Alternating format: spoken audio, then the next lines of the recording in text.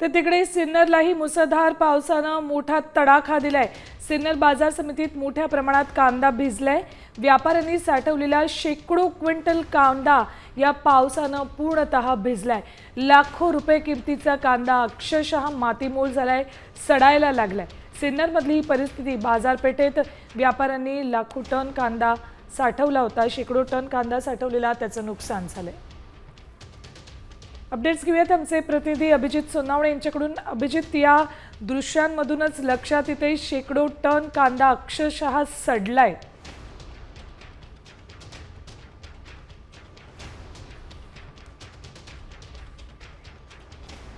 कांद्याचं मोठं नुकसान झालेलं आहे। पावसानं जोरदार तडाखा सिन्नर तालुक्याला दिलेला आहे।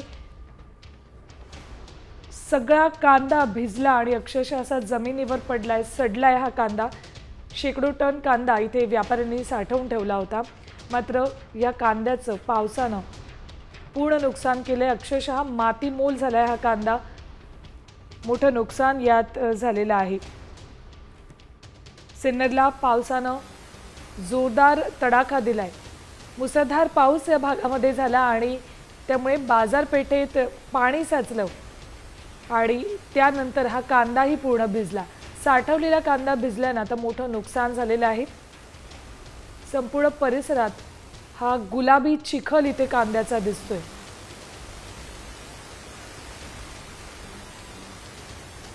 थेट जाऊयात आमचे प्रतिनिधी अभिजित सोनावणे यांच्याकडे। अभिजित, कांदा पूर्णतः भिजलाय, त्यामुळे करोडोंचं नुकसान झालेलं आहे।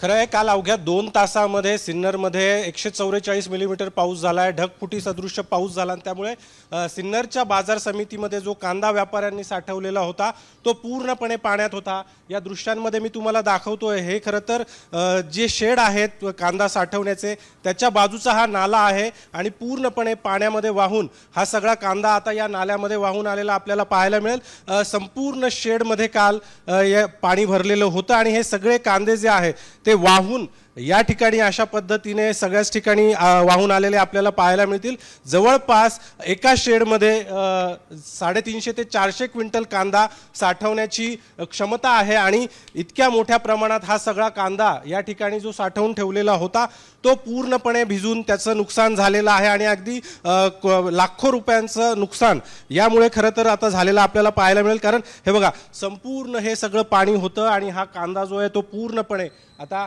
पाण्यामध्ये वाहून आलेला आहे आणि सगळं आपण जर बघितलं तर पूर्णपणे सगळ्या ठिकाणी जमिनीवर अशा पद्धतीने हे कांदे पसरलेले पाहायला मिळतील।